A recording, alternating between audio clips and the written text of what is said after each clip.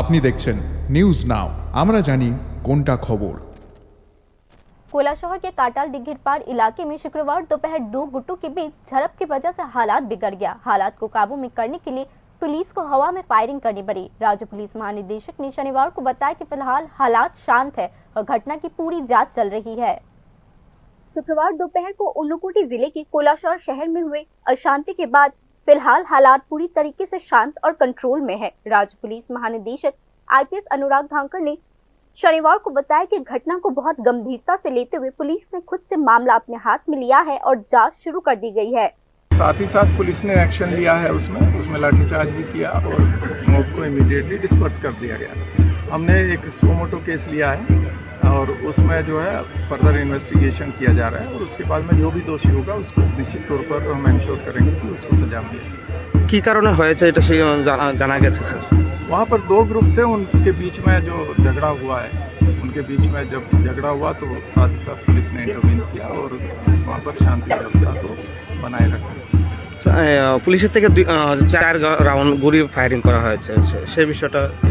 हाँ, वो एयर में उन्होंने फायर ओपन किया वहाँ पर जो हमारे जो OCPS थे उस टाइम पर सिचुएशन को देखते हुए, लेकिन उसमें कोई इंजरी या किसी को कुछ नहीं हुआ और शांतिपूर्ण है वहाँ पर, पूरी तरह से शांतिपूर्ण और विदिन 15-20 मिनट्स उसको कंट्रोल कर लिया गया। साथ ही साथ शुक्रवार दोपहर को कोला शहर के काटाल दिघी पार इलाके में दो गुटों के बीच झड़प हो गई। शुरुआती जांच में पता चला है कि हिंसा सरकारी ठेके के काम और कमीशन बांटने को लेकर झगड़े से शुरू हुई थी।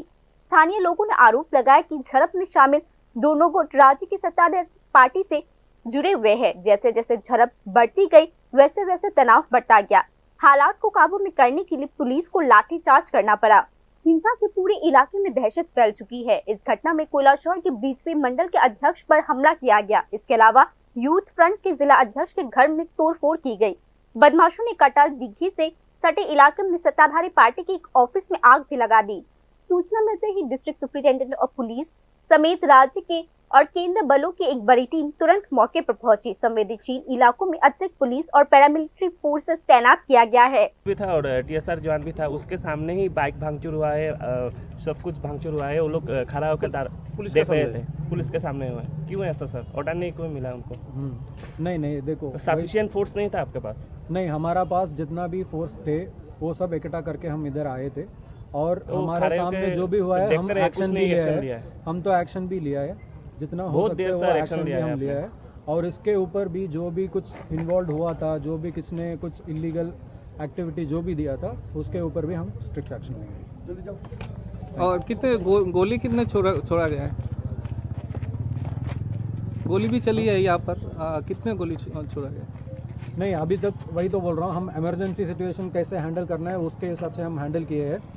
अभी तक जो लेने वाला था वो फायर भी किए हैं, हम ऊपर एयर में फायर किए हैं, उसके बाद लाठीचार्ज भी किए हैं और जो भी बाकी सब चीज बाद में होगी। कितने राउंड फायर? केंद्रीय मंत्री ज्योतिरादित्य सिंधिया की कोला शहर दौरे से पहले जो 3 दिनों से राज्य दौरे पर है, बीजेपी की राज्य नेतृत्व ऐसी अशांति को दूर करने के लिए खास कदम उठा रही है।